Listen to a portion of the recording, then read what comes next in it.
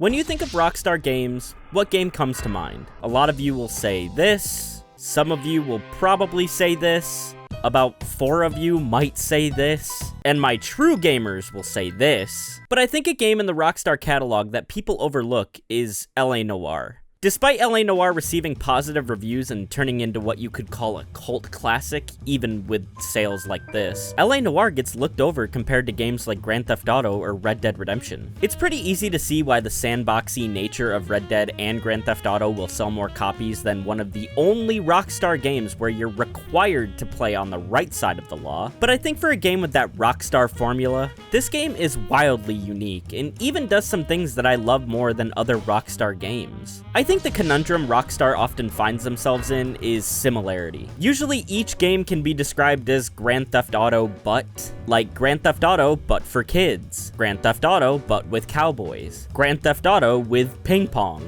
or even Grand Theft Auto but you're Chinese. Wait, how did you get here?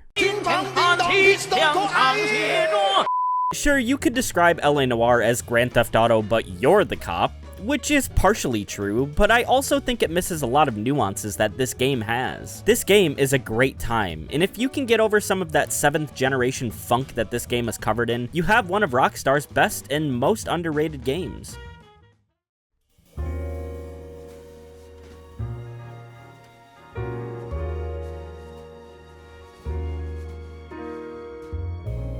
Hey Kai, you might want to see this.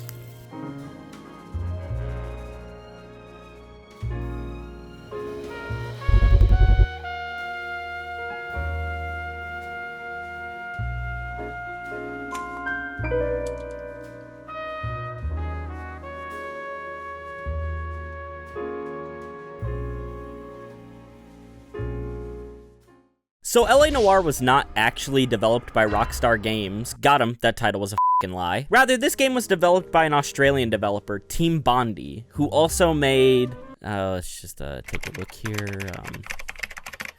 Just LA Noire. The development behind this game was f***ing bonkers, actually, and was rumored to be one of the most expensive video games ever developed. Which, from seeing and reading some of the reports behind the scenes, paints the picture of why Rockstar Games was probably so interested in this project. For the time, and f*** it, even now, the facial animations are still putting other AAA games in the f***ing slam house. This game even ran on a proprietary engine, unlike other Rockstar games, which are developed with the Rockstar Advanced Game Engine. It certainly shows, because this game is so out of character for most Rockstar games. Using motion scan, it took a shitload of cameras and filmed actors in 3D to capture their faces in excruciating detail. Sometimes it may have looked kind of like Mr. Incredible becoming uncanny, but works so well for what this game is trying to do. Motion scan wasn't just an impressive technical feat, it was also a narrative device. It allowed players to see lies, guilt, or nervousness on people's faces. But with all of this impressive technology, there were many reports of intense crunch, poor workplace conditions, and high staff turnover, among other things. Which is probably what led to the closure of the studio, but I'm getting ahead of myself. This game interests me a lot because it feels like Rockstar's take on what is essentially a 3D Ace Attorney game set in 1940s Los Angeles. If you've never played this game, but you've played Ace Attorney or even Danganronpa, they kinda follow similar systems. In Ace Attorney and Danganronpa, you gather evidence and use it against testimonies to try and track down the suspect. But I think LA Noire does this almost even better. In this game, not every piece of evidence is important or even relevant to the case. Furthermore, you can even progress this game while making incorrect presumptions or even killing suspects sometimes. This game runs on a system where you ask the question, the suspect will answer, and you have to deduce whether they're lying or being truthful. This, to me, is very interesting. Now, sometimes it's pretty f***ing obvious, like, does this look like a truthful face to you? But even if they're lying, sometimes you just don't have enough evidence to back it up. This is where the doubt option comes through. I'm sure you've seen this meme on Twitter at least 4,000 times, but I love this function. Back in the 40s, intuition was crucial in trying to bag suspects. If you felt like they were lying, the chances are they probably were, and you may have had to play bad cop to extract a confession.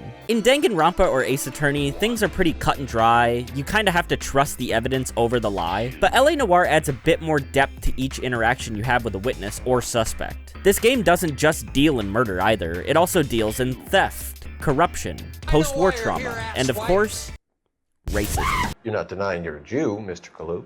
This is America. It's not Germany. It's not a crime. Some people don't like Jews, Mr. Kalu.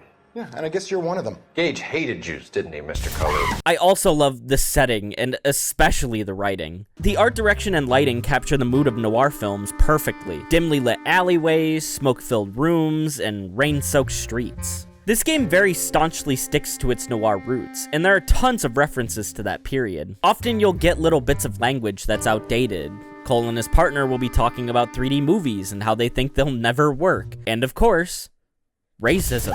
Much like The Time, this game isn't a fast-paced, action-packed, car-exploding sandbox. This game is methodical. I would even go as far as to call it a bit slow. But for this game, I think it works. The game asks the player to take it slow, pay attention to details, and maybe even sit in silence in an interrogation room. This game is all about subtle, quiet contemplation. It's a kind of tension that isn't visceral, it's more cerebral. You can't really put down the controller in a game like GTA or Red Dead to go, well, did I really see how the character felt when I blew up his Dodge Caravan? Of course not. Of course, not to say that this game doesn't have action, because pretty much every suspect takes off like a track star when you accuse them of shit, but it's definitely few and far between compared to other Rockstar titles. The OST even adds to this. The OST is pretty subtle. The interrogation music is just a set of strings that kind of plays a singular sustained note that brings a lot of tension to the conversations. Plus, that main theme makes me just want to have a glass of whiskey on the rocks, and I fucking hate whiskey.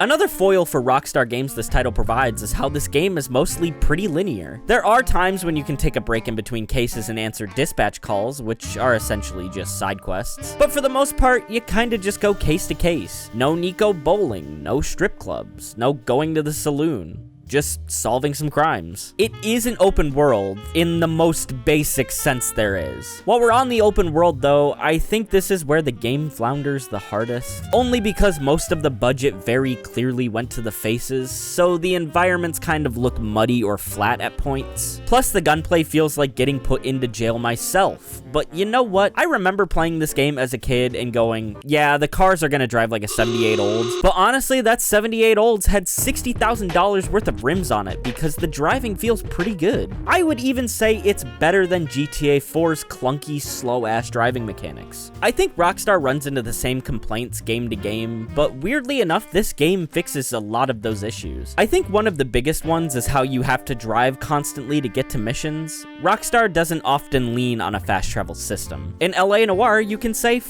it, I don't feel like driving, and make Bukowski's bitch ass do it for you. Doing this obviously doesn't let you do dispatch missions, but if you don't feel like doing those anyways, you can just skip right into the meat and potatoes. This game also doesn't have that pointless dialogue that other Rockstar games run into. Cole Phelps is pretty much all business and will sometimes make idle chit-chat, but it's typically related to the case at hand. The UI and menus are also improved in this game, where most of your interactions are with Cole's notebook, bringing back the noir theme. This game also doesn't just hand you markers and objectives, you have to find the clues and locations on your own. There was no GPS back then, so if you didn't know how to get somewhere, you gotta ask Bukowski for directions. If you don't know where to look for clues, you gotta ask your partner for advice, making them feel a bit more valuable than other Rockstar NPCs. That leads to the game being one of the most accessible in Rockstar's catalog. If you handed your grandma LA Noire or Grand Theft Auto, she's probably gonna pick the one that doesn't have as much complication and requires a bit more nuance. And I think that's what makes this game such a marvel. Nearly all Rockstar games are shoot first, ask questions later. This game is about asking questions and maybe shooting later. Of course, now the question is, why is this game overlooked?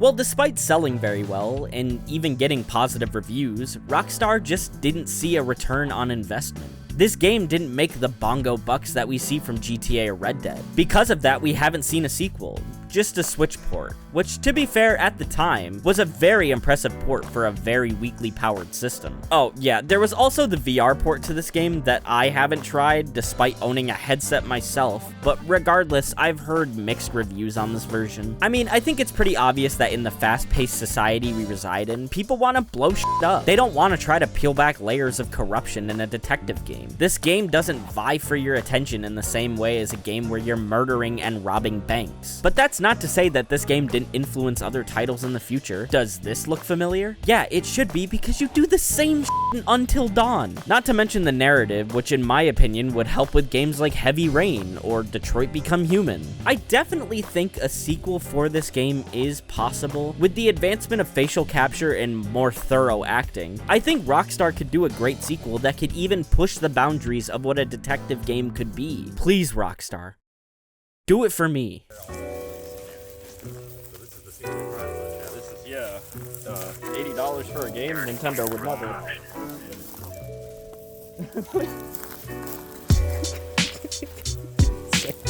What? Oh my goodness,